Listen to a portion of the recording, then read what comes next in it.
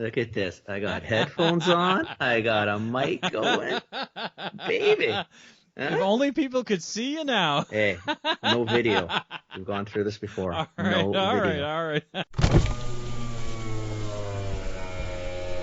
Welcome to This Commerce Life. This is a podcast aimed at small, medium entrepreneurs focused on commerce. I'm Phil, your host, and Kenny, your co-host, will join us as well. And we're going to talk to you about the world of retail and commerce and how things are changing in the world. Self. Although that's Aw, typically not that painful. It's more painful. it's okay. We were just slamming you anyways. It's all good. You know what? I do that on purpose. I typically sign on 2 or 3 minutes late so that Phil gets his digs in, right? And then, typically, because I know most of the people we're interviewing, they get their digs in. If they don't know me, they get their digs in. So it's fine. Whatever. That's funny. I was just saying to Dom that when we talk to guests that almost none of them can remember how they met you. No. They all just like it's like you're around, like. Yeah, it's worse though is I don't remember either, right? I remember where. I just can't remember when. See, I don't remember where. I remember why. So we'll do it this way. I mean, maybe we probably should introduce Dominic too, because otherwise Phil and I typically go about 10 minutes in the fact, hey, maybe nobody knows this guy, right? Because now there's a third guy just talking about absolutely nothing. Usually choose more than enough, right? So Dominic's, like in my head, Dominic's like a little brother, right? So to me, I consider Dom family. And I think Amelia does too. So Dom is not only a friend, but he's my business partner in Janko Importing and the Commercial Drive Coffee Company and the Drive Coffee Bar. I work with Dom in his family businesses of La Grotta del Formaggio Wholesale, that we wholesale products, mostly Italian, imported Italian type of CPG goods across Canada. Now we have opening a warehouse in Ontario, or opened a warehouse in Ontario, and been in BC the family's been in BC for 40 plus years. The wholesale Dom will give you some more in a minute. I think it's 15. That's a guess. Might be high. Don't remember. But his father's had a deli on Commercial Drive. Best sandwiches in the city. Bar none. Sandwiches in the city. Bar none. So Phil, next time you're down, definitely go in there. Okay. But so his family's been in small business. Well, Dom, I guess, has probably been in small business his entire life. Really, have you worked for anybody else outside the family?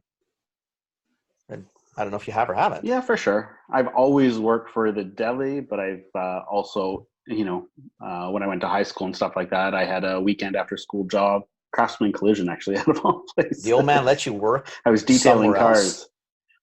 That's amazing. Well, it was a block away from my high school. Holy shit, man. Right? So after school, actually, the reason why I started working at Craftsman Collision is I was in mechanics in high school.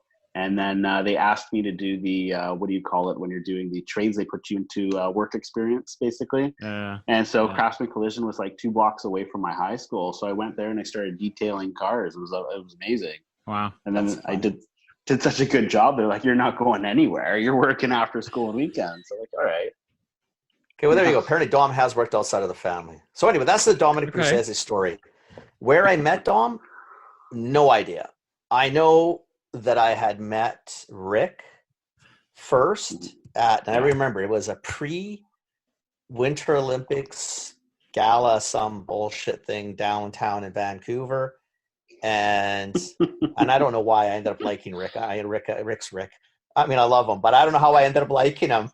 He's that sales guy. Phil, you got to meet Rick. You just love him. He's like the epitome of a sales guy, typical sales guy, right? But I met Rick, and then I don't know. It just kind of it started from there. And then when I was a buyer at London Drugs, I liked local so much. Like I liked local. So, and these guys were local. So obviously supported them as much as I could. They wanted to introduce a coffee brand or two. And I said, yeah, here's some ideas or holes are. So I gave him a hand. And then when I got toward retirement, when I left London 4 years ago this June, I talked to Dom and I said, listen, you know what? Just before I left, just as I was leaving, I said, I'd like to, is there an opportunity? I'd like to maybe buy in, maybe waste some of my hard-earned money and sink it into these freaking disasters. So anyway, that's the story, Phil. I don't know what Dom told you, but that's all I remember. Yeah. Basically, I wasn't sure where you met Rick. I knew it was like a convention or something, a hall of some sort. But my first meeting with you was at the LD office, and Rick introduced me. I had a suit on and I was all dressed up. And Rick's like, "This is the owner of the company." And you looked me up and down. I'm like, "No, but really, like, is this your first day on the job? Are you like a sales rep, or what's going on? Are you training?" So how long ago was this? Huh? 10 years plus? I want to say it was like 15 years ago. No, because I met Rick in it had to be 2008, maybe 2008, probably 2009, maybe, because 2010 was the Olympics. Okay, so so 12 years. Okay, so 12 years somewhere ago, in there. Yeah, but 12 years ago. How old are you? 28. You're like a right baby now. Well, compared to now, at the house, you come at 28 years old, suit and tie. Who comes in a London dress in a suit and tie, Phil? Who? Guys Only never Eastern been in the guys. building before. I've done Nobody it. in the West comes in a suit and tie. Oh, right? yeah. Because you're Well, I'm not East. from the You guys West. have no understanding of the West. We excuse you guys. You guys always come in blue ties and the red power, the power tie. I never. Suit. So that's the one thing. I've never owned a blue like suit ever, but I did come in suit and tie Thank God. because my sales reps would pull that on me. Right? I think the first time I came out, Joanne Ferguson and then Lynn Shiseido, both of them were like, they were both J&J folks, or Pfizer and then J&J, and both of them were like, "Oh, you got to wear a suit," And I remember getting laughed at. A whole bunch of times. It must have been like my third trip before I was like, no, that's bullshit. I don't think I ever wore a suit in the like London Drugs office. I think I might have worn maybe 3 or 4 times because it was something big shit to do. Otherwise, I hated wearing a suit. Hated it. Yeah. So anyway, that's okay. the Dominic story. Okay. Awesome. So we're so for the audience, one, I guess we're doing a couple of things here. One is we wanted to get out and talk to folks in small business, with all this kind of COVID stuff going on. Sure. A whole bunch of folks downloaded the episode. Like, I think we're up like 50% downloads for an average week, because people are pulling down these episodes and listening to what's going on. So Dom, we I'm looking forward to, kind of just pulling things apart a little bit. Maybe the easiest thing to do a little bit, because there's like a whole bunch of ties there. What's the easiest place to start? Is it with La Grata maybe, or what do you think? Well, again, it depends on what causes you the most pain. It causes most pain. They're all painful in their own. I would say Agenco is probably the least painful out of all of them. Yeah, that's the importing CPGs, that's right? Okay. The commercial drive coffee company is pretty much the same. The drive coffee bar, I would probably say, is the biggest thorn in our side. And it's not because that there's anything wrong or hard with it. It's just we're so busy doing so many other things, we can't really put that much focus into it. Yeah. So we're allowing our managers to basically run it. And, they're young. They don't have the drive as an owner would and stuff like that. And, maybe we're not giving them enough direction. But it's probably a bit of the latter. Yeah. And, time for us to do that. But anyway. And now COVID hit, and it's kind of turned everything upside down. La Grota is a beast just because of the size of the company and the complexity of the company. So, if you want to get an overall picture, La Grota touches on all bases. We have a retail store, we have a catering kitchen, and then we have a whole importation distribution branch that handles both retail and food service. So if you want to just talk about La Grota, you'll probably encapsulate everything that you want to, you have questions about. We don't really have to go down the other companies unless you want to, I'm open to whatever.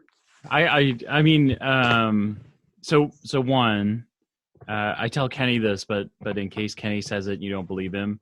I actually order commercial drive coffee. I like it. It's in my kitchen. On Amazon, John. It's there. Yeah, I get it off Amazon. I've actually got it on Subscribe. So I get a pack every month. So That's awesome. Thank you. Yeah. Appreciate that. Yeah. So I like it a lot. And the coffee bar was really cool. I imagine it's going to look very, very different. That's where this mess started, Dom, in the coffee bar. Phil and I.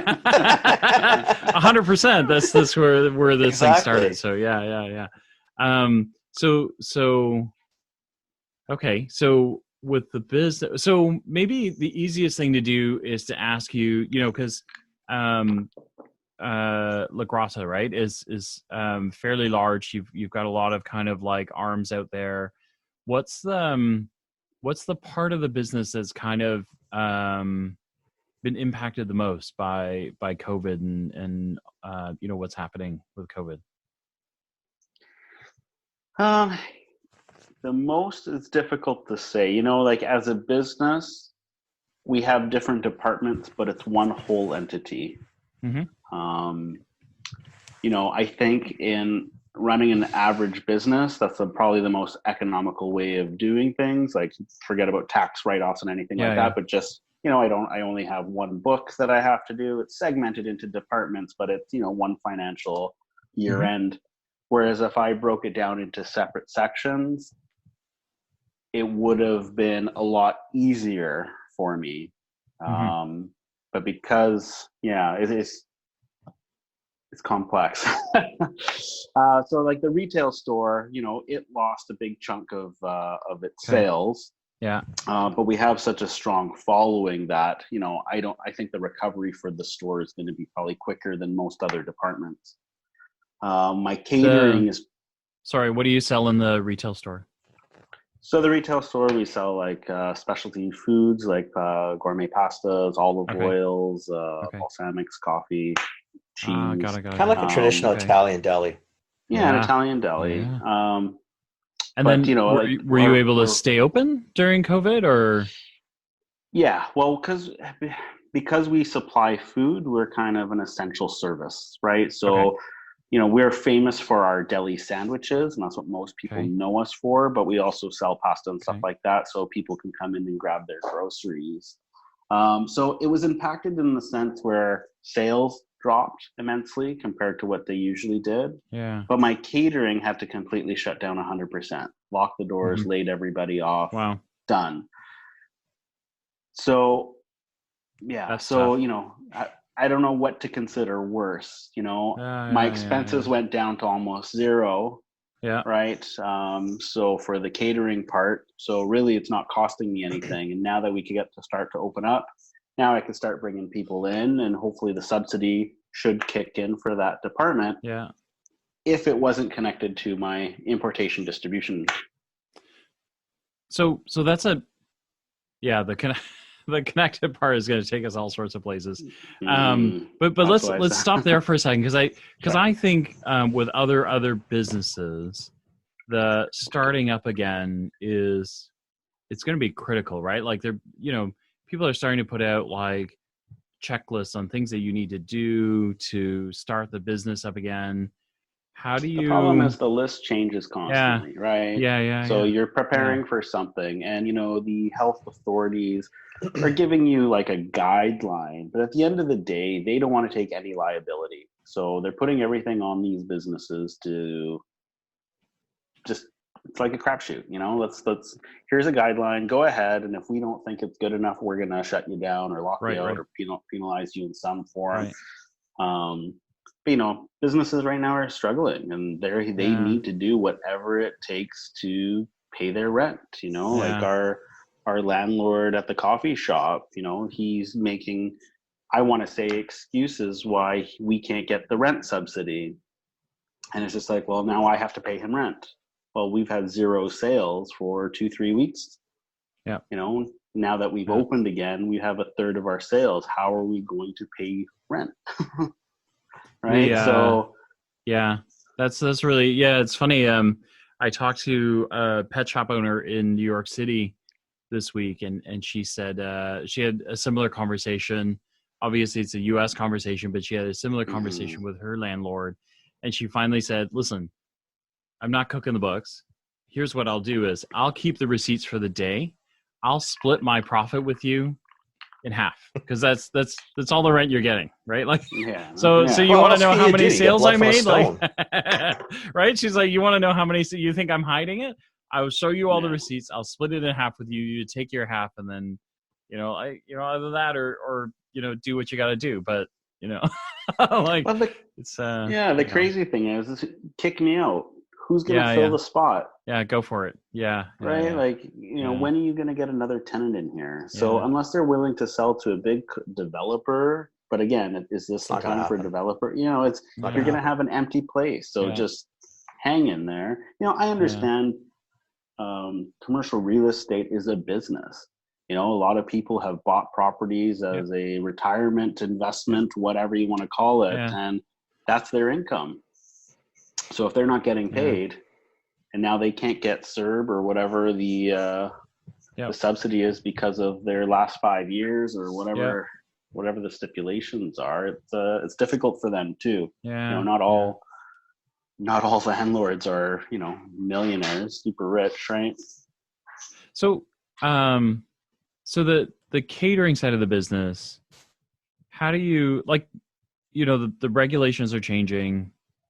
You had to lay off staff.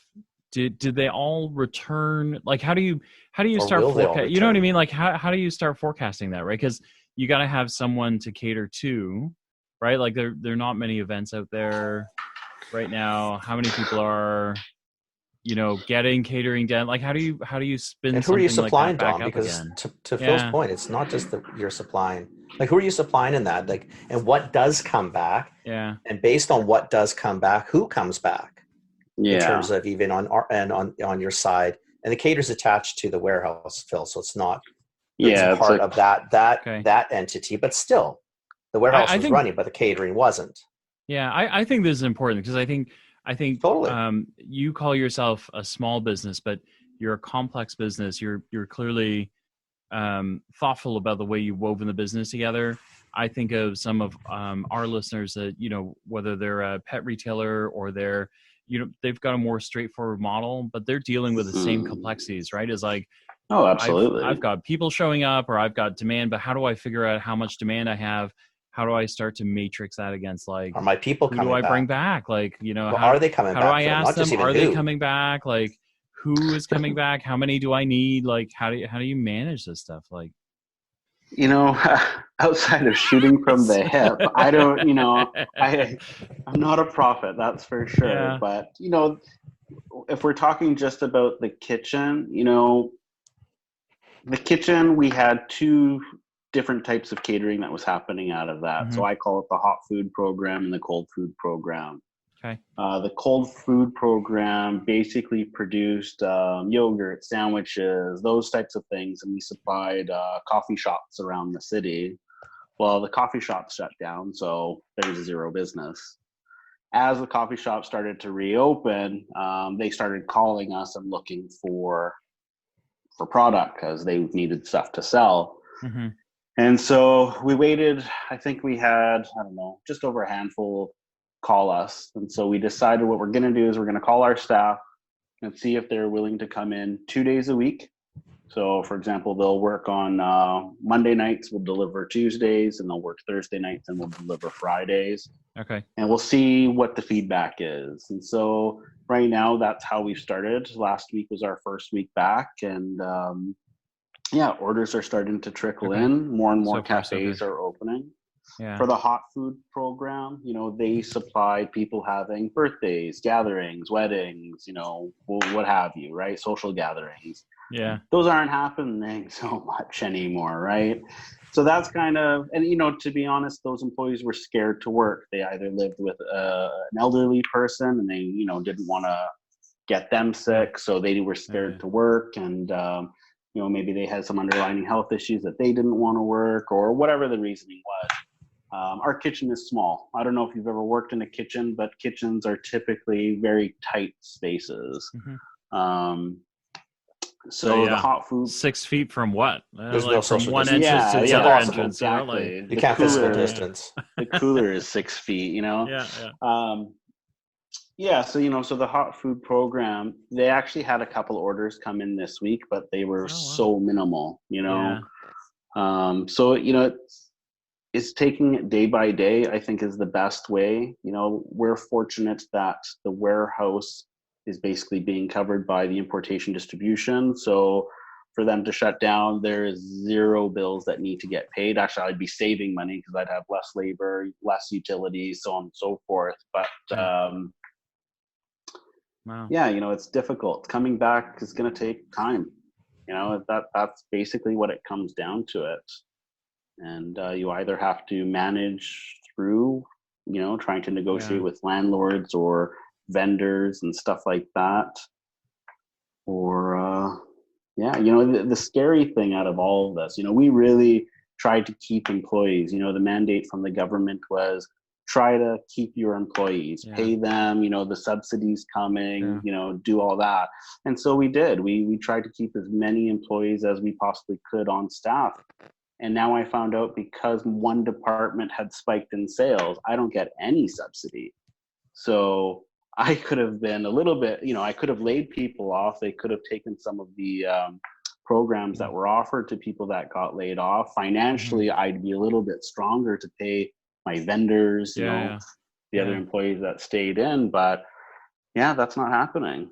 So that implies you actually had you had some sales increases in a tough time. So where are those coming from?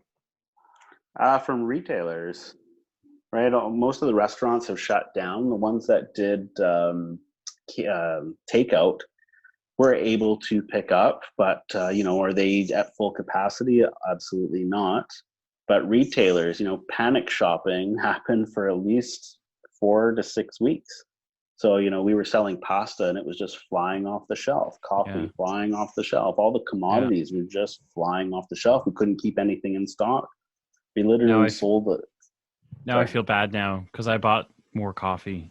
Maybe I contributed just buy it. Just buy it. Easy. I screwed up your government application. Now I feel bad.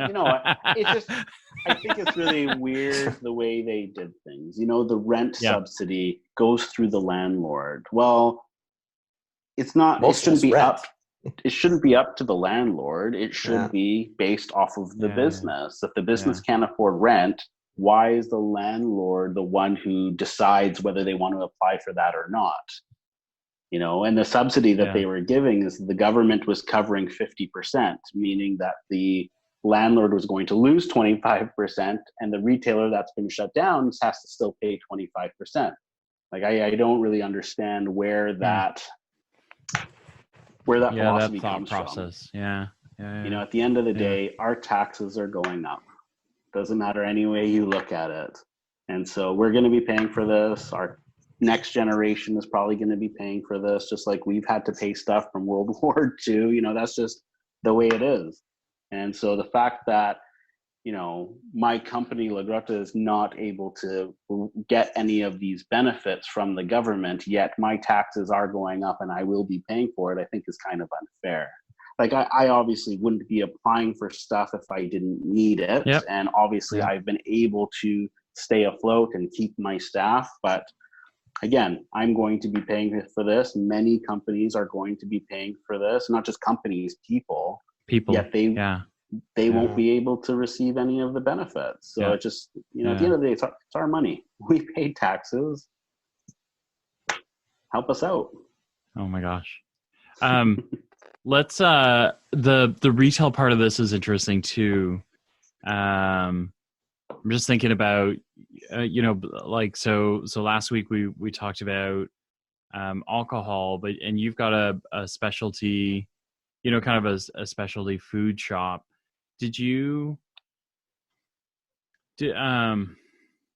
Gosh, there's so many things to unpack here. Like, I guess first is with the first kind of rush of COVID, how, like, was the flow of information good to help you kind of figure out what you needed to do to adjust? Was it, yes and no. Typically when stuff like this happens, I kind of push it off. There's a problem. We'll deal with it when it comes here. But for some reason, this time around, I kind of took early initiative before Justin Trudeau came on the mic and started saying, we need to shut down, we need to do this.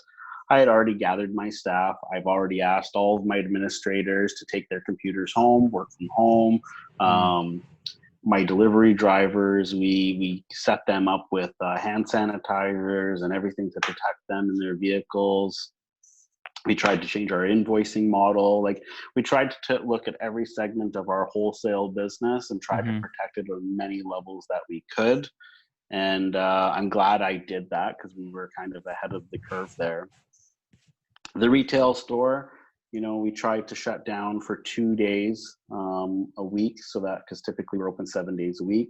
We cut our hours down immensely so that we only had limited employees working together side by side. We put plexiglass in our retail store so that, any conversations have to go through the glass. Yeah. We limited the amount of people that went into the store. So right now, I think it's still just 3 people at a time. So we tried to take every step possible without following any guidelines or anything like that. I think being in the food world really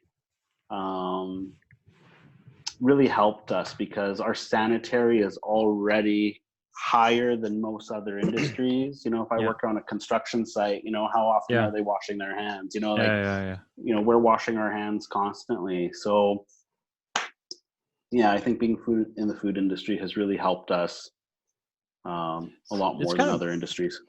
It's got to be challenging, right? I mean, the extra cleaning regimen, we heard from Jax last week that it's going to cost them a lot of money just to, kind of maintain these things. How big is the retail store? I don't know. I want to say it's about 1,200 square feet, something like that. Yeah. It's small. It's tight too, Phil. That's our challenge. Like, it's very similar to the coffee bars, long and narrow. I think Italian specialty, especially food store, and like the one we have one near us, they're a bakery, same kind of idea though, right? And it's tiny, right? Like they literally went, okay, just follow the arrows, because there's nowhere else to go. So it's a conveyor belt, right? And if you hit that spot and you don't know, am I getting fresh mozzarella today or not? Like, the next step and you're gone, right? And you're like, I can't go back, right? Like, so there's some of that. Like, that's got to impact the way you do business. And you have to look at the people who started these stores, like my father. They come from depression, wars, right? So like, their thing is pack the store as much as you possibly can, because we need to sell all the stuff to pay for rent, whatever. It's not like these huge. They're totally sales focused. Like they're not these huge stores with these 6-foot aisles. Like, that's not, like, I don't know what store that's an Italian mom and pop shop, whether it's a Chinese mom and pop shop. What you mean West Fair isn't Italian? Like, what? But any ethnic grocer is going to have their store jam packed with whatever they think will turn. And so trying to, step in and put all these regulations in, you're going to kill these businesses. I don't know how restaurants are going to do it. I really, really don't. So Dom's a chef, just so you know, as well. Phil, he actually trained in Italy. Okay. Yeah. So he's got some experience even on the restaurant side. Yeah. But they're mandating that they have 30% capacity. Like, I don't think people understand the cost. I thought it was 50. Not that 50 is any better, by the way. Originally, it was 30. So unless they increased it, they did talk about expanding outdoor patios to allow more people. Where are you going to put the patio? On the sidewalk? I have no idea. But 30%, not on commercial drive. Where are you going to go? But that's our problem. Where do you go? And think of it this way, Phil. You got a rent. You had 100. You had 100 seat capacity. Yeah. I thought it was 50. Dom, let's go with 50. It makes it better. You cut it down to 50%. Now you're going to be in hazmat suits and plexi. You got to move shit around so people can be safe. You might have 50% capacity of a 50% capacity. So you're selling to 25% of your original capacity. What the hell are you going to pay with that? You're going to barely cover food costs. But who's going to Never go mind to rent. these restaurants anyways? You know, the reason why you go to a restaurant, one, you either don't know how to cook, you really enjoy the restaurant. But I think for most people, it's the ambiance, it's the The three of us is to get atmosphere. away, to have a nice dinner out, get out of the house, try something nice, hear some Mhm. people talking. You know, Mhm. that feel. It's the Yeah, ambiance. that It is. feel. It's the Yeah. experience. What's the So now you're experience going going to to be like walk in now? there. They're going to hand sanitize you. You're going to sit down. Your server's going to be with a mask or a shield. You're going to be separated from. It's just, I don't why am get I it. here? You know, I think takeout is unfortunately going to be the new normal, For the next right? couple of years, I think for sure.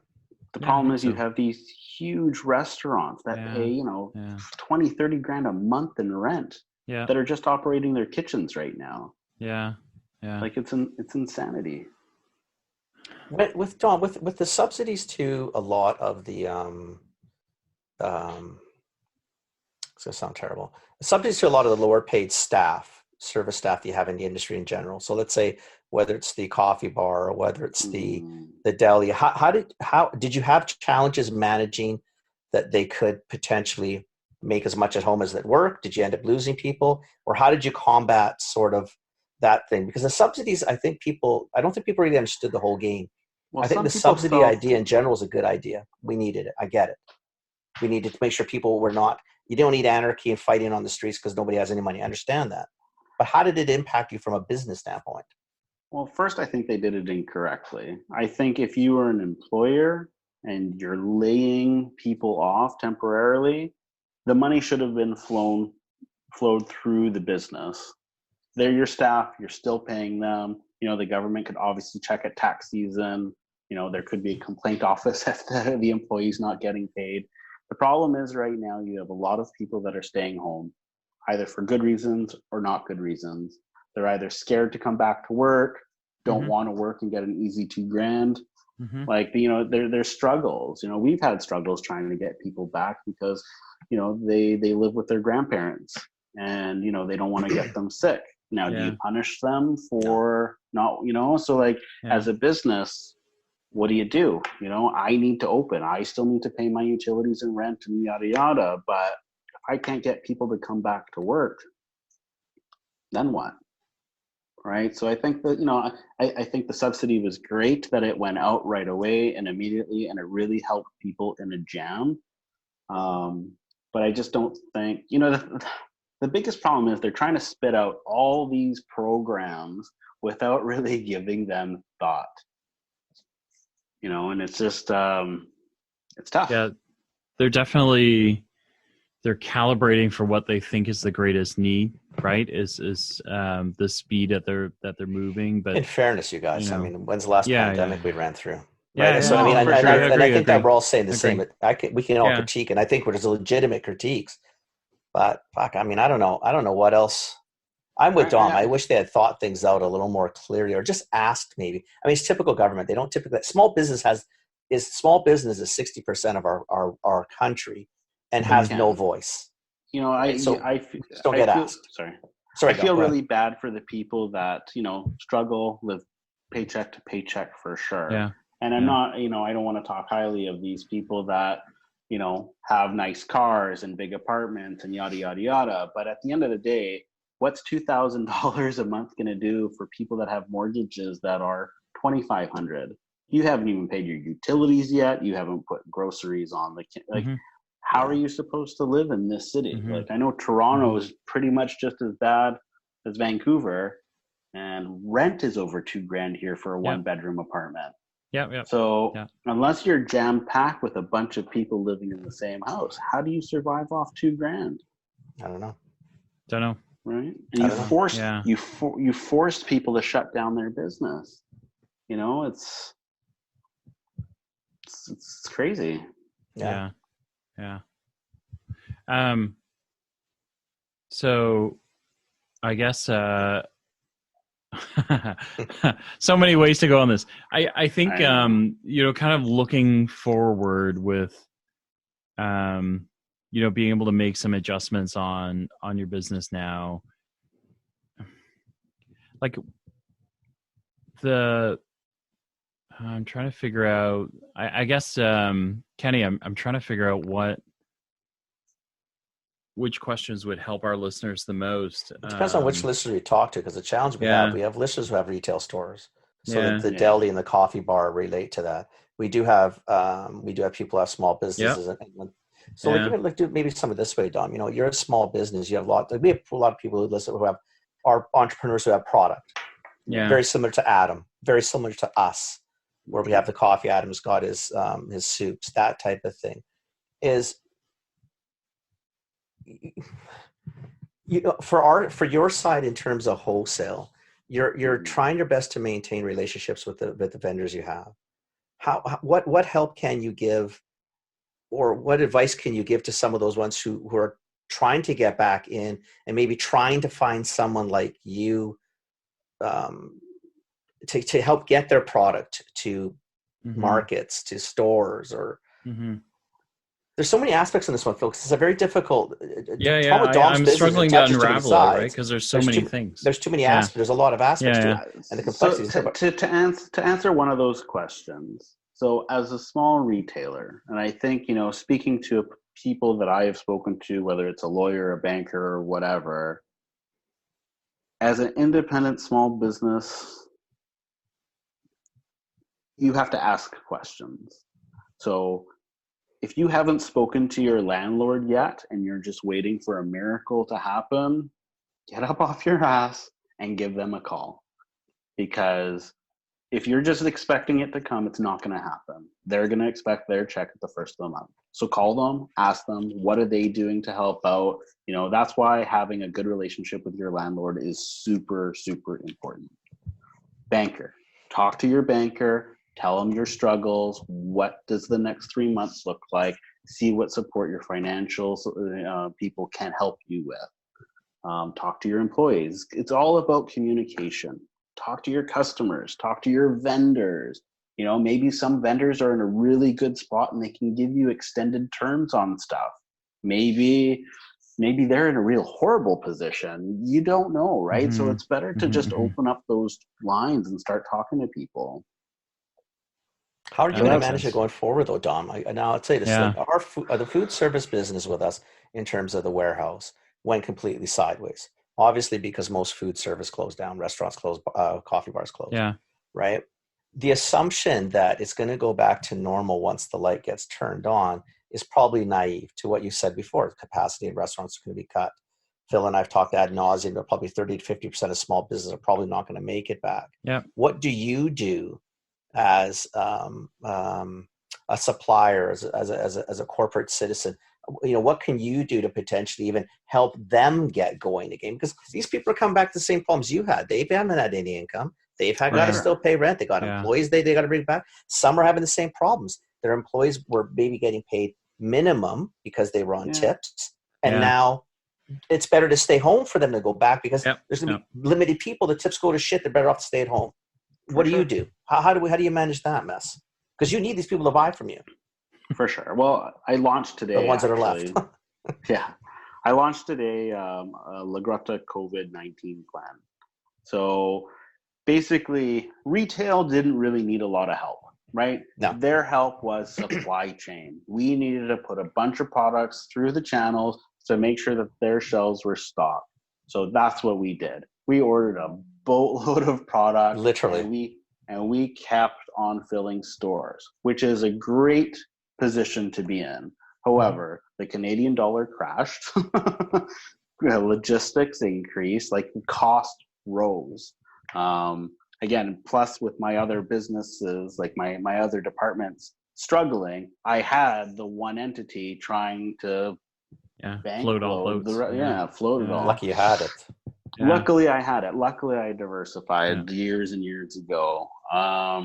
So retail didn't need help other than that, really. But the restaurant side of the business, that's the pickle.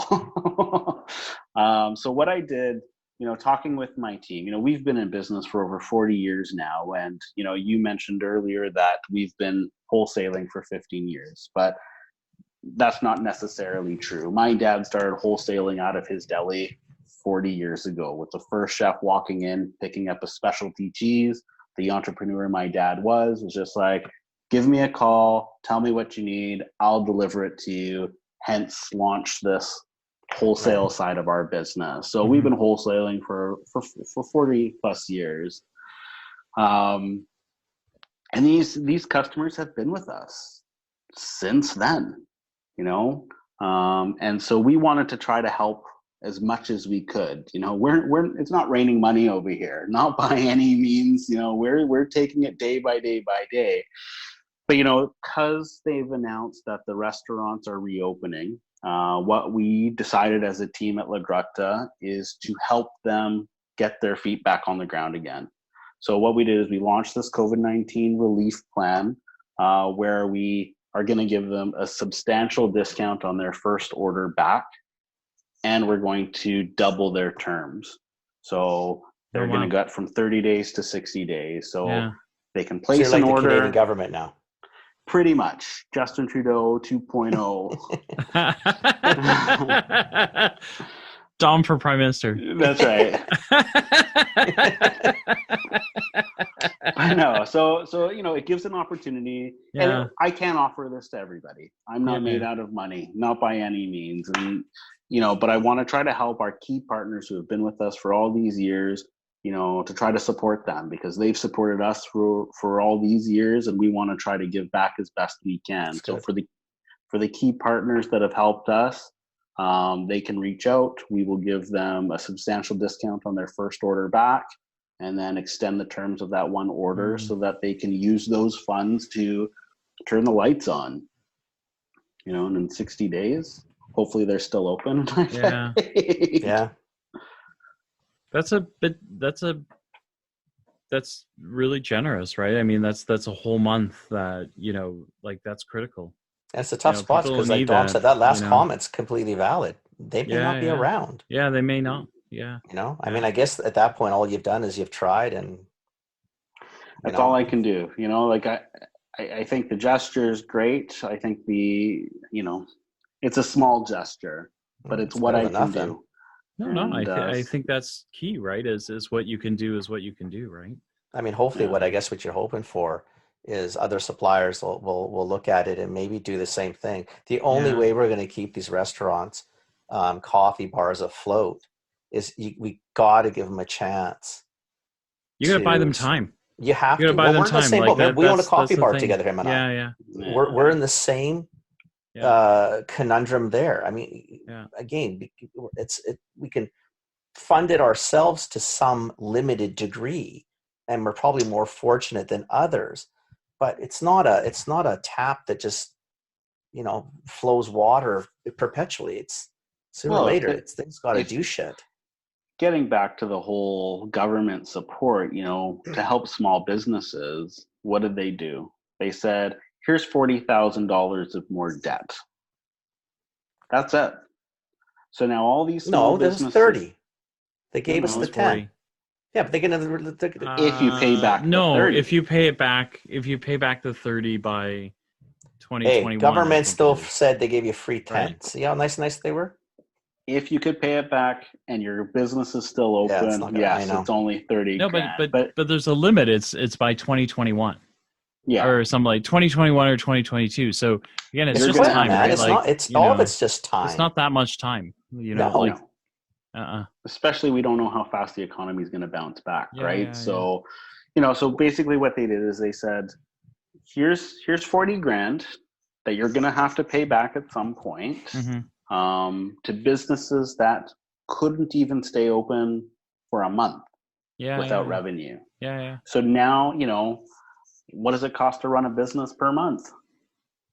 You know, I guess it all depends on the business, but how long is 40 grand going to last you when you drop your revenue by 70%? You know, for us, if we were not funded, just so listeners can understand the reality of it, if we weren't able to support our bar ourselves, 40 grand buys you 6 weeks, 8 weeks maybe. Yeah. And at that point, you know what? We're fucked because we can't even pay back the money. Yeah. So you just it's just operating. It's just an operating money. It's operating money. It doesn't mean shit. Yeah. It covers payroll, cost of goods, You know, hopefully make some money, but if the bar doesn't have the same traffic, which we know it won't, basically it's you know, you took, you know, you put the gun to your head and you didn't do it right, then you're going to just bleed to death slowly. That's sort of what the whole angle is. In my opinion, the government should have forced a moratorium on all mortgages. Yeah. That's it. Dead stop. If we can't make money, why are the banks making money? Why is the, you know, like, well, why do we have all the expenses of paying utilities and all these things when you've stopped our revenue flow? So they should have put a moratorium on mortgages. Therefore, landlords would not be allowed to charge rent to their tenants, and then give them grants. It should have been a $40,000 grant, not a loan. Here float the next 2-3 months of your business without any hard costs but employees who all pay taxes. Right? Like, we're going to pay this 40 grand loan back anyways. Like, I'm not an economist by any means, but I just think that they're resolving the issues now, but they're making it being pushed down the road 3, 4, 6 months from now. So I think we're going to see if the economy bounces back. You know, maybe we'll have a more exciting conversation. But when is that going to bounce back? We don't know.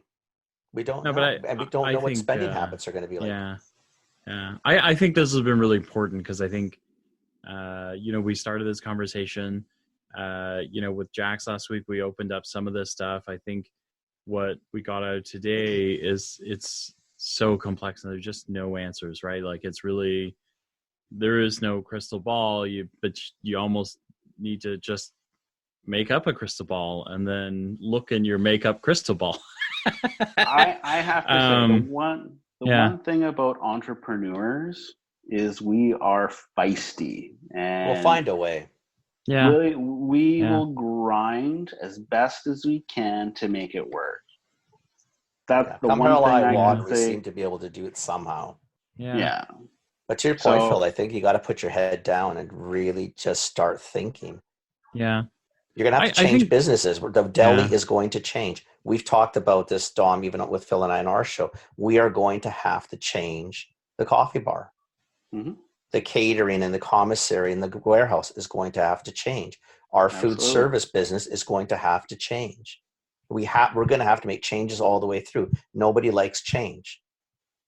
Right? I mean, some of us don't mind change, but for the most part, people don't like change. This is forced, man. Yeah. You got no choice. This bug doesn't care.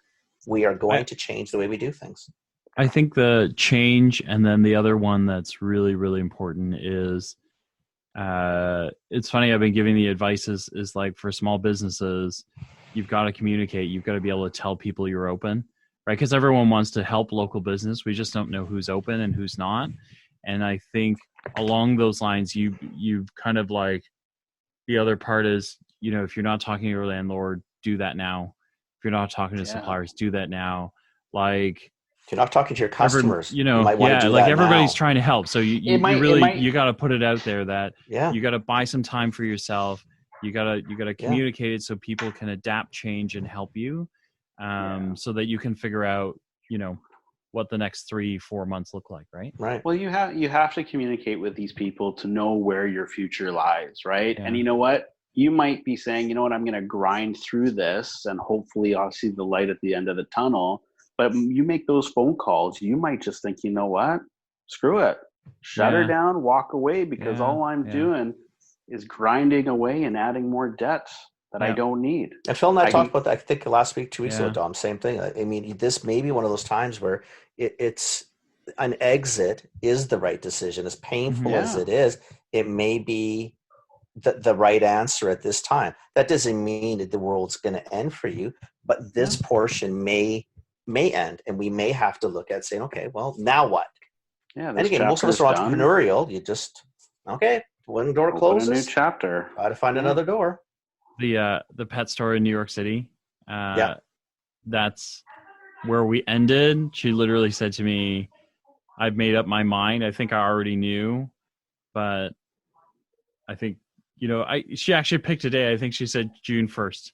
That's it. Like now I know June 1st. And I was like, wait, what's happening June 1st? And she said, oh, I'm shutting down. I was like, oh, I didn't do that to you. And she's like, no, I'd been thinking about it, but talking to you, kind of putting things together, doing the math, like it's done. But sometimes that is the right answer. Like, that is the answer, though. The right answer. The wrong answer is to stay 4 more months, lead another 50, 60, 70 grand, and now you're selling the house. Yeah. Whatever, that's not the answer. No, that's a terrible answer. Some people don't stop doing what they're doing because it's what they're used to, not because it's what they want to do. They're just scared. They're scared to change, and now this has given them the opportunity to say, "Screw it, let's start new." And you know what? It's not all negative. There are businesses out there that are thriving. There are good opportunities. If you have money, like right now is a great time to buy real estate and do all these things. So I guess it depends on what side of the wall you're standing on. With the coffee bar, we're going to be in the same boat. We're going to have to morph this coffee bar. We're going to have to put some money into it. But at the end of the day, now the equipment might be 1/4 to 1/5 of what it was 3 months ago. 3 months ago, what we're planning to do, we couldn't do. Yeah. It would have been financially impossible. Today, unfortunately, with other people's pain, is you're going to be recycling stuff, and maybe we make a go of it. And that place is shut down, and 5 people left, maybe we hire them. But that's the entrepreneurial spirit that I was talking about, right? Like you have to look at a challenge as an entrepreneur and figure out, how am I going to leap this hurdle? Yeah. Right? We came up to a decision. Whether it's the right decision, whether it's the right one, we'll find out. Time will tell, but we're not just sitting on our hands waiting for the world to implode. Yeah. So I think sometimes, Phil, that might be the takeaway, right? Yeah. Just look at it for what it's worth and go. Yeah. Dom, thanks for joining us. Yeah, not a problem. Thank you for that was relatively painless, I told you. For sure. Ending on that bright note. The world imploding. No, there's going to be opportunities out there. Yeah, I think so. If people want to find you, what's the best place to find you? Do you want them to feed through us? They can come see Kenny first, or do you have social handles? If anybody wants to try to get into retail, do you want to help? Yeah. You can email address or a webpage or whatever you feel like. Yeah, they can communicate through you guys, and then we can definitely go through there. If you're in East Vancouver, La Grotta del Formaggio, it's on Commercial Drive. Best sandwiches in the city. Case closed. Thank you. Awesome. And you can meet his dad, too. For sure. That's awesome. Because he's always there. Awesome. Well, thanks so much, guys. Thanks so much. Appreciate you guys having me. Thank you. Thanks, Dom. Thank you. Good chat with you. Probably tomorrow. All right. Sounds good. Take care. Ciao. Ciao. So, Mr. Chang, that was Mr. Brucesi. That's cool. He's a cool dude. It's a lot of shit going on, eh? Yeah. Between a deli, a commissary, hot, cold, food service. There was a lot there. There was. I was trying to unthread it all. It's hard. We did okay at it. It's hard to, but it does show again. And even a small business was going to have sort of, maybe not those businesses running, but there's departments within the store at the same idea. Yeah. So the commissary closed and the hot catering closed, but the retail was going crazy. Yep. Food service didn't close, but it was more challenging. That's fine. You work it. And the deli has another angle, and you kind of, one was strong. So you pound the hell out of that one and try to get creative on the other ones, right? What else do you do? It's not that different from, your local grocery store, period. Same. Right? You've got a hot corner, you've got a deli corner, right? They close down just like everybody else, right? So now what do? You sell the stuff. So you're walking through the aisles and you're selling stuff, but those two, the hot corner and the deli corner, pre-made. Right? That's how the game goes, now, right? Yeah. Wow. It's definitely challenging out there, though. I mean, you heard from the Jack's angle too. I mean, they're luckily in a retail space that does have people still coming in, but we've heard, people challenges, hiring challenges. Yeah. How do you maintain cleanliness? All these new things that you never had to worry about. Yeah. All of a sudden are paramount. Yeah. It's a strange world, man. Yeah. It's It's a strange world. And next week we'll hear from an entrepreneur that's got so much freaking energy and launching, and then this shit hits. So we'll find out where those guys are at. Yeah, that'll be really cool as well. Yeah. Everything else okay with you? All good in the hood? Yeah, everything else is good. First week out. You know what I wanted to tell you? I'm out. So I decided I'm not going back at all to NIMI. So you're done. Yeah, so the 2 days a week, I said to them, you know what? I can't do it because my it's kind of like, like that NIMI job was like 4 jobs in one.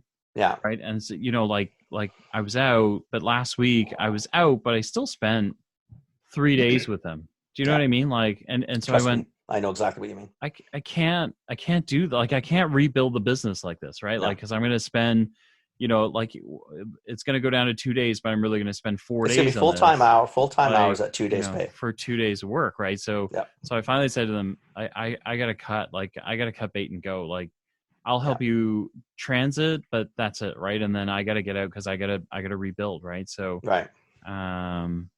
So they're okay with it. They were surprised by it. And I said, look, like you just got to see it from my side. Right. I just can't do it like this. Right. So, so I'm out. I've had a really great week. I was in Forbes this week, with Retail Wire. And then, and then I was on a podcast with, you need to meet her. I have to figure that out. Her name's Taz Latifi. She runs Petropolis, which is a pet store in New York City, but she's super smart. Just a really bright lady. So I'm going to figure out how to introduce you guys. Very cool. Yeah. And then our podcast is up. I put it on LinkedIn. We're up 60% from last week. So we got 100. I guess it's sort of surprising. It doesn't surprise me. You know what? You got to do it this way. If anything COVID related now and small business focused, I think is sort of what people. Yeah. Our listeners are going to be more of those people. Yeah. We're not getting suits and ties that are making $1 million a year. That's not who our listener is. Yeah. Right. So our listener is going to be ones trying to figure out the same shit we're trying to figure out. Yeah. We're both going through transitions right now. Yeah. Our worlds are changing. Our clients' worlds are changing. And how does that get managed? So that's good. I'm glad to see. And Pete's such a nice guy too. Yeah. So I mean, anyway, I think it's going well. So, an increase like that is going well. Yeah. That's good. That's nice to hear. And hopefully we're helping people. Hopefully. Yeah. I think I'm going to post twice a week, I think. So Tuesdays and Fridays. So I think Tuesdays will be social posts. So LinkedIn and So I think I'm going to do Tuesdays and Fridays. Tuesdays will be the new episode. And then Fridays, I'm probably going to pick an old episode and kind of go, hey, if you missed this, you should go back and listen to this episode. So anything where we talked about really considering looking at change differently. One of the Lori's episode about your choice to do what you do. Remember when we said, well, you don't have a choice to go back, and she challenged us, and we both said, I guess you really do have a choice. But maybe that's not a bad one for right now too.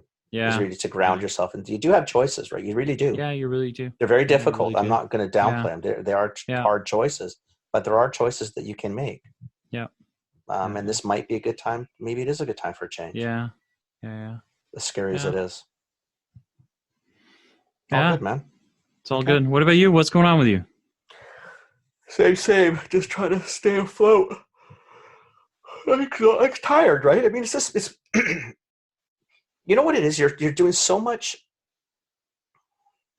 There's so much coaching that you do in a lot of ways, right? Because it is very difficult out there, but that doesn't mean it's the end of the world. It just means it's very difficult out there. Yep. Yeah. And you're trying to spin the it's not negative talk. You're trying to spin the reality talk because the reality is the reality. Yeah. But also trying to show people within that reality, there is a lot of positive. And you don't even have to look that hard. So. It's not that you have to dig for it. No. It's there. It's there. And a lot of it's on the surface. You just have to look at it.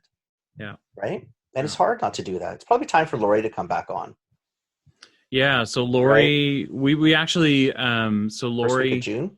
texted me and said, "Oh, she had actually double booked us because she was supposed to be this week." Oh, okay. And I said to her, "Good, because we double booked you too." So Oh, good for us. we'll so I think we've got someone on next week. We'll have her on the week after, and Okay. then we may have that special episode. I'm working on that that one. That's fine. Yeah, The Thursday doesn't work for me. Friday works better. Okay. I've got meetings in that spot. Now, unless you can move it a little bit later, but I'm moving it into your guys' mess. So yeah, I don't know because I don't know him at all. Actually, the Friday I can do at 1, no problem. No problem. So we'll see. Okay, we'll see what happens. There's something else I was going to tell you. I'm going to introduce you to Cherry. Cherry's a Vancouverite as well. Okay. But she works with new software. Have you heard of Tableau before? No. So Tableau is Tableau is a database. No, it's kind of niche, but it's kind of cool. It's kind of like you're an Excel guy, but you remember when you first found Microsoft Access and you thought, this is going to sort out all my spreadsheet problems. And then Access was like this big pile of poop that didn't. I never used Access. I'll give you the last one. What was it? DB based data? What was it first? Like that's how far back I go in databases. Yeah. So I always thought that because I was a huge spreadsheet guy, and I thought Access is going to help me solve all these problems because it's a database. It's not a spreadsheet. I can like run massive amounts of data through it, and Access was this big pile of poop, right? That just didn't do anything. So Tableau is what Access should have been. So it's kind of like, cool. It's a pretty cool database that you can automate a ton of shit out of it without like all the kind of Excel breakages. So Cherry was telling me about her business, and I was like, I have got to connect you with Kenny. Like Kenny drowns in spreadsheets. Maybe there's something you guys can do together to speed up your business. That'd be awesome. She might be able to accelerate your model. So I'll introduce you to her. Well, nothing could decelerate them. I pretty much mastered that. So any help to go the opposite way, I am all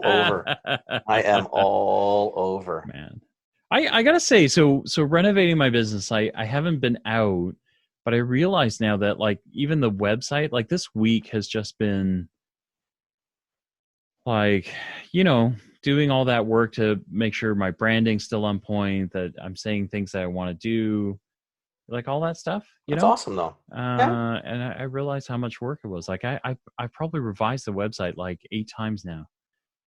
Just adding things, taking stuff out, kind of. I haven't looked at mine in months. Yeah. Months. And again, my Google warnings. Things are going well. I'm thinking, fuck. Yeah. How are they going well? I'm not even updating. She hasn't updated anything probably since December. Do you know what I mean? It's just you get so bogged down and every day. Yeah. And that's what I'm going to start work to do. Yeah. Did you talk to Sinead?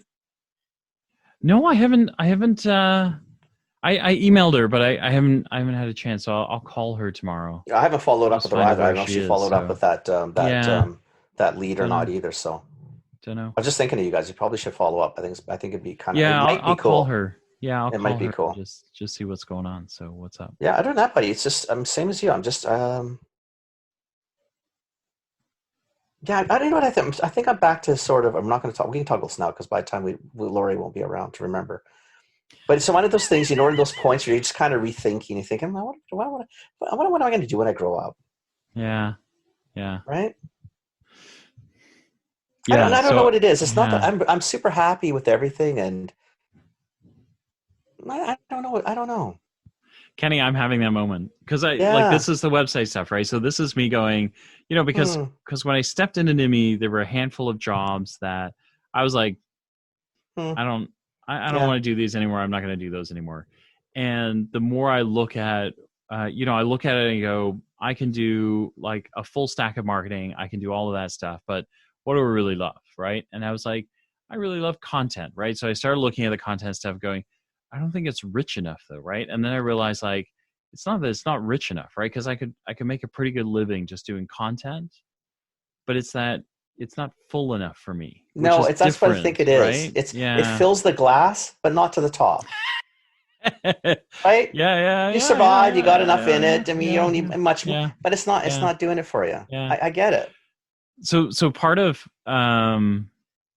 it's funny because Kathy said it to me too, because I did the last thing I did for Numi was a webinar and just crushed it, right? Like just like after we were done, the CEO was like, You just crushed it. Fuck, that was fucking like, he like Yeah. on we have a Slack channel at work, and like during the Slack channel, he's like calling out, Jank's crushing this thing.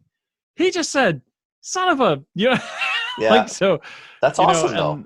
Yeah, no, I love it, right? And then I've had these podcasts and all this stuff going on, and Kathy says, you should do this for a living. Yeah. And I said, oh, I know, but I don't know what this is. Like I don't,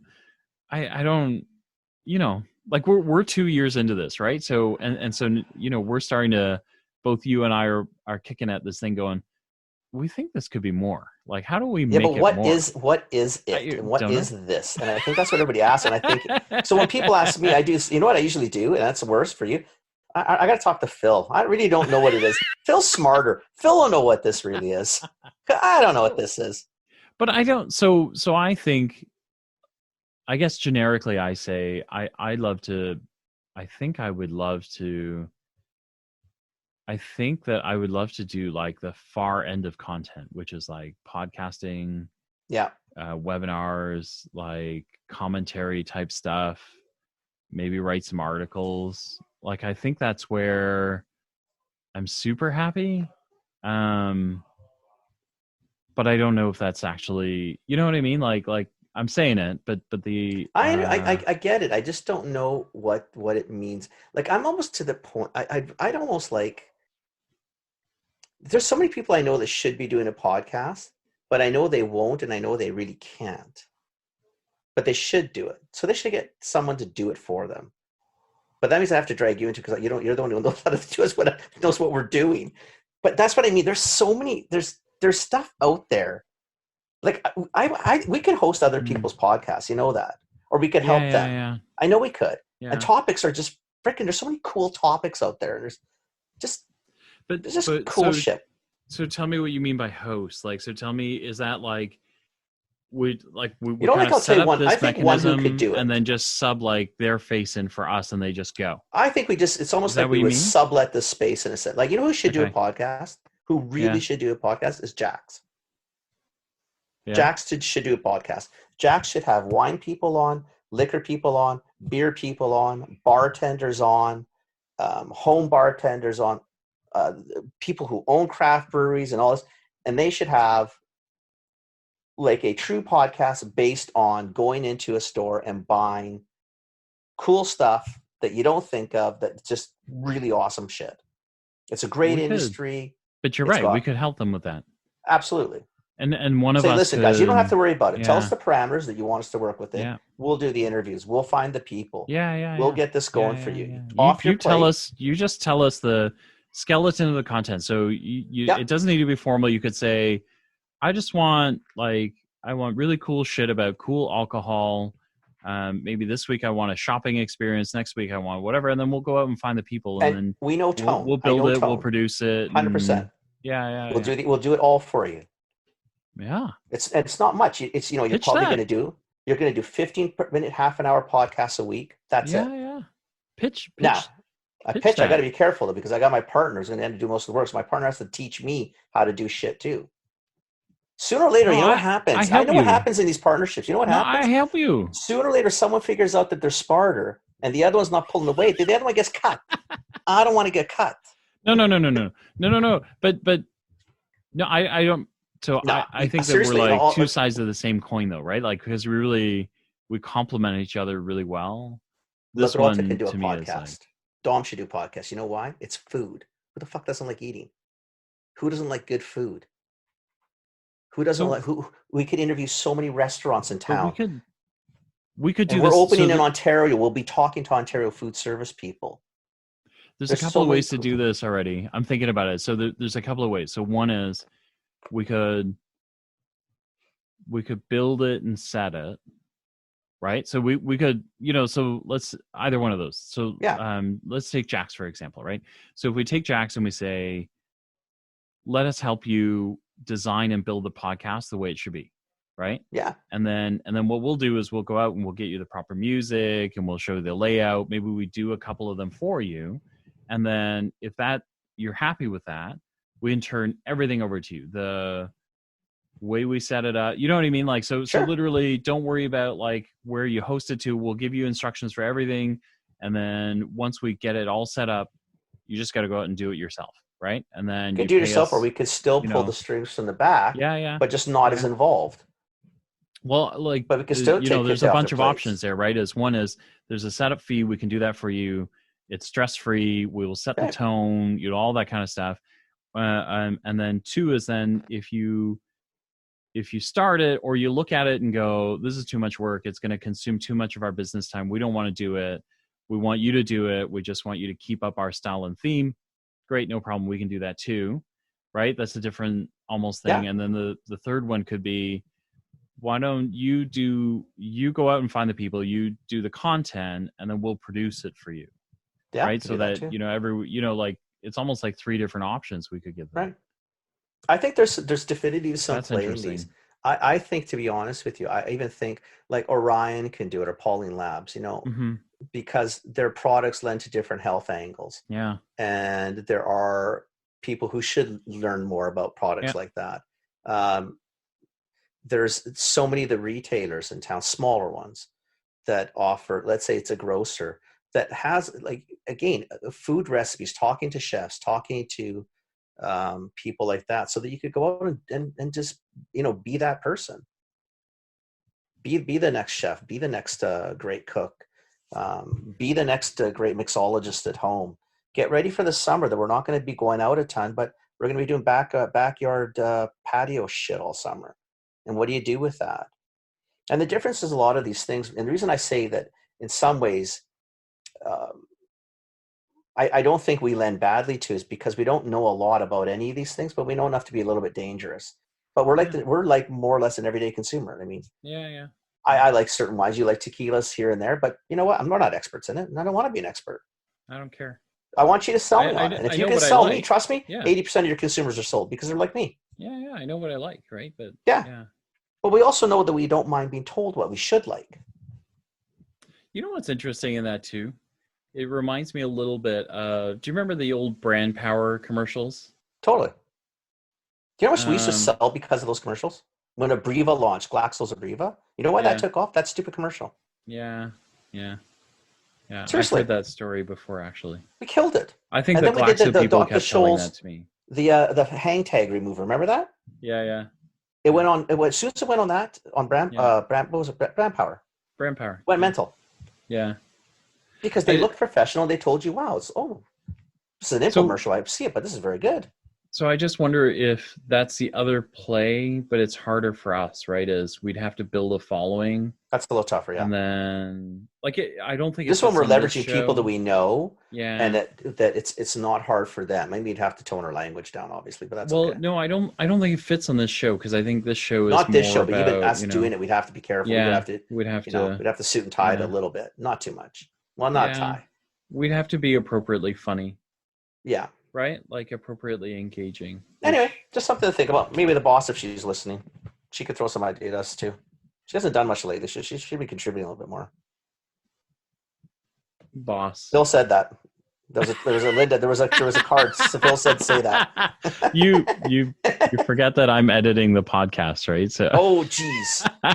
Well, she wouldn't believe you. She wouldn't believe me anyway. That's fine. No, but that's yeah. That's interesting. How do we pitch sometimes that? Even, you know what it is? I sometimes even think like I love having our guests on because I just find it fascinating, and I think there's a lot of people that have similar businesses. But I mean, there might be a way to help them produce something where people could go to their sites and actually hear a podcast as to what they do, but in normal language, not.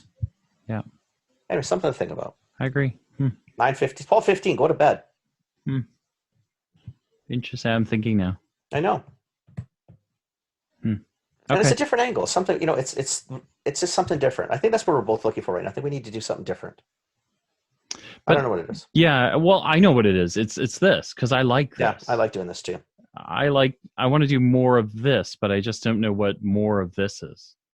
right? I've This got is my what own I'm doing, podcast, Phil, but for example. This is what I yeah, am doing with a couple of the clients, yeah, where I am doing more of this, is where I'm being used for what I like to be used for and yeah. what I want to be used for, which is kind of a really rough and not so good and eloquent Lori, right? Where you're getting more of an East fan sort of coach. I don't know what she knows. I never will.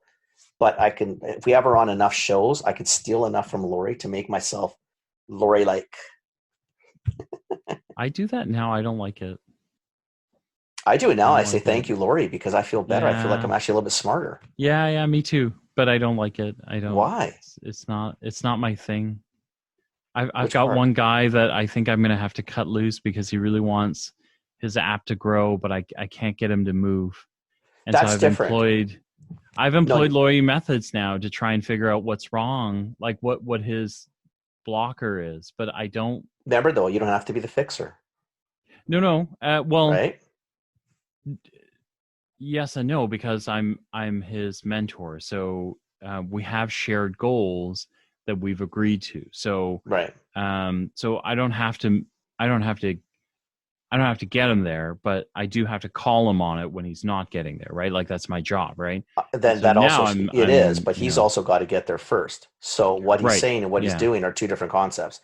So at the end of the but day, you know, you got to talk the talk, right? that's the thing, right? Is so now I've got to call him on it, right? Because Absolutely. I use some Lori methods or Lori method lights to like flush out what the issues could be. Yeah. And now I know they're not really issues, like, because sometimes people don't know how to say they don't know how to do things, right? And you got to like figure that out and then show them how to do it so they can do it. But now I First, you know got to get them it's to just admit that not they just don't doing know it, how to right? do it. So That's what you got to get. So now I'm like, dude, you don't know what the hell you're doing.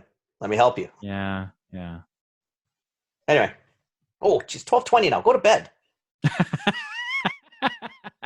Holy shit. Mark gave me shit. He goes, keep him up late. I said, well, because he's a night owl. No, I don't. I'll be up at 5:30ish tomorrow. It's something to think about, though, buddy. There's something to think about. I think this even goes back to sort of the school aspect that we had about trying to have a more of a teaching thing and bring a few other people into this mess. It's a scary world when we help people. Scary world. I like it. Okay. Okay, my friend. Awesome. Have a very, very nice evening, or have a nice sleep. I'm around if you need me. Give me a buzz. Let me know what we're doing next week. And other than that, have a very nice long weekend. Enjoy yourself. You too. Thanks, buddy. Okay. Take care, man. We'll chat soon. Bye. Ciao.